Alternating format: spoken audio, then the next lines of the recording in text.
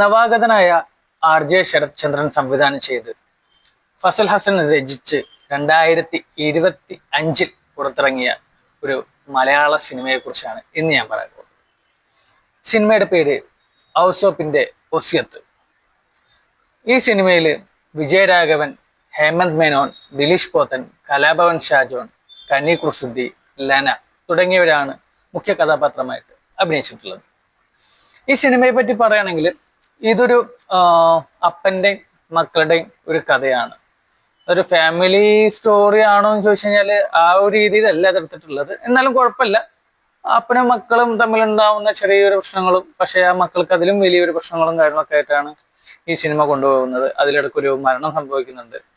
ആ മരണം മറച്ചു വെക്കാൻ വേണ്ടിയിട്ട് കുറെ പരിപാടികളും ചെയ്യുന്നുണ്ട്. പക്ഷെ ഒടുവിൽ അതിലൊരു മകൻ ഈ മരണത്തിന്റെ ഉത്തരവാദിത്വം ഏറ്റെടുക്കുന്നുണ്ട്.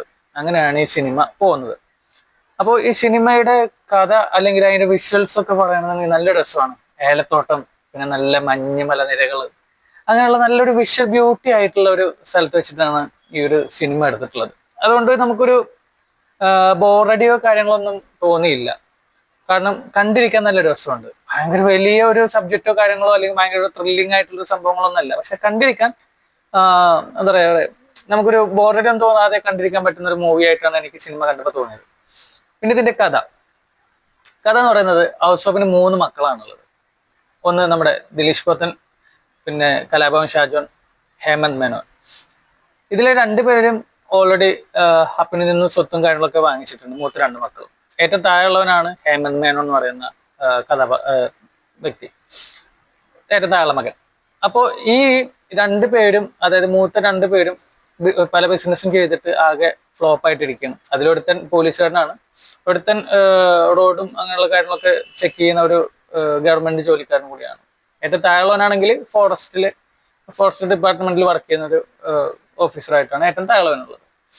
അപ്പോൾ ഒരു അവസരത്തിൽ നമ്മുടെ ഔസോപ്പിന്റെ അതായത് ഇവരുടെ അമ്മയുടെ എന്തൊരു ഓർമ്മ ദിവസം എല്ലാവരും വന്ന് വീട്ടിൽ വരുന്നതും, പിന്നെ അതിനുശേഷം ഈ ഒരു പ്രശ്നങ്ങളും കാര്യങ്ങളൊക്കെ സംസാരിക്കുന്നത്. അതിലിടക്ക് ഈ ഔസോപ്പിന്റെ അനിയനുണ്ട്. അനിയന്റെ മോളുടെ കല്യാണത്തിന് വേണ്ടി കുറച്ച് പൈസ നമ്മുടെ ഏറ്റവും താഴെ മോനോട് ചോദിക്കുന്നതും, അപ്പോൾ മോൻ അപ്പനോട് ഒന്ന് ചോദിക്കുന്നുണ്ട്.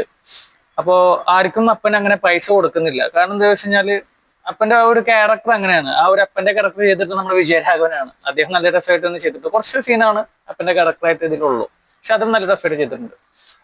അപ്പോൾ ഈ പൈസ കിട്ടാത്ത ടെൻഷനിൽ മൂത്ത 2 മക്കളും കൂടിയിട്ട് അവിടുത്തെ ഒരു ചായ്പില് ഇരുന്ന് മദ്യപിച്ചുകൊണ്ടിരിക്കുന്ന സമയത്ത് വീട്ടിൽ നിന്ന് ആരോ ഓടുന്ന സൗണ്ട് കേൾക്കും.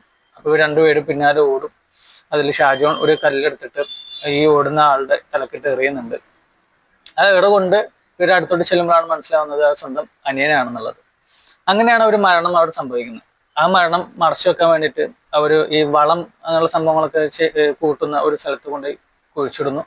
പിന്നെ അതിനുശേഷം ഈ 2 മൂത്ത മക്കൾക്കും ആ ഒരു സംഭവം മനസ്സിൽ കിടന്നിട്ടുള്ള പ്രശ്നങ്ങളും കാര്യങ്ങളൊക്കെ ഉണ്ടാവുന്നുണ്ട്. അങ്ങനെ ഏറ്റവും ലാസ്റ്റ് നമ്മുടെ ദിലീഷ് പോത്തൻ ഈ ഒരു പ്രഷർ താങ്ങാൻ പറ്റാതെ നമ്മുടെ കനി കുർസുദ്ദിയാണ് ഈ ഒരു കേസിന്റെ അന്വേഷണമായിട്ട് വരുന്നത്. നമ്മുടെ ഷാജോണിൽ നിന്നും മാറിയിട്ട് കനി കുർസുദ്ദിയാണ് സിനിമയില് എന്താ പറയുക കേസ് അന്വേഷിച്ചിട്ട് പിന്നെ വരുന്നത്. അങ്ങനെ ദിലീഷ് പോത്തൻ അവരെ വിളിച്ച് കാര്യങ്ങളൊക്കെ പറയുന്നു. സ്വയം ആ ഒരു കുറ്റകൃത്യം ഏറ്റെടുക്കുന്നു. അതോടെ ഈ ഒരു സിനിമ അവസാനിക്കുന്നു. അതിലിടക്ക് നമ്മുടെ വിജയരാഘവൻ മരണപ്പെടുന്നുണ്ട്. കാരണം മകനെ കാണാത്ത ടെൻഷൻ, എന്തോ താഴെയുള്ള മകനെ കാണാൻ പറ്റാത്ത ടെൻഷൻ കാര്യങ്ങളൊക്കെ ആയിട്ട് നമ്മുടെ വിജയരാഘവനും മരിക്കുന്നുണ്ട്. അതിലൊരു ട്വിസ്റ്റ് എന്താ വെച്ച് കഴിഞ്ഞാല് ഈ സ്വത്തുക്കളും കാര്യങ്ങളൊക്കെ ബാക്കി എല്ലാ സംഭവങ്ങളും എഴുതിയിട്ടുണ്ടായിരുന്നത് ഏറ്റവും താഴെയുള്ള മകന്റെ പേരിലായിരുന്നു. ഈ മകനാണെങ്കിൽ ഇവരെ ഒരു കയ്യബദ്ധം കാരണം കൊണ്ട് മരിക്കും ചെയ്യുന്നുണ്ട്. അവനുണ്ടെങ്കിലാണ് ഈ സ്വത്ത് എന്തെങ്കിലും ഇവർക്കും കിട്ടത്തുള്ളൂ. അങ്ങനെയൊക്കെയാണ് ഈ സിനിമ പോകുന്നത്. കണ്ടിരിക്കാം. ഒരു പറയാ ഭയങ്കര ബോറടി ഒന്നുമില്ല. നല്ല രസമായിട്ടൊരു എന്താ പറയാ വിഷ്വൽ ബ്യൂട്ടിയിലെടുത്ത ഒരു നോർമൽ ഒരു സിനിമ, ഒരു അപ്പന്റെയും മക്കളുടെയും കഥ ആ ഒരു രീതിയിൽ കാണണമെങ്കിൽ നല്ല രസമായിട്ട് കാണാൻ പറ്റിയ ഒരു മൂവിയാണ് ഔസോപ്പിന്റെ ഒസിയത്ത് എന്ന് പറഞ്ഞ പടം. അപ്പൊ നിങ്ങൾ ആരും കണ്ടിട്ടില്ലെങ്കിൽ ജസ്റ്റ് ഒന്ന് കണ്ടു നോക്കൂ, കുഴപ്പമൊന്നുമില്ല. അപ്പൊ നമുക്ക് അടുത്ത സിനിമയുടെ വിശേഷമായിട്ട് വീണ്ടും കാണാം. Okay, by.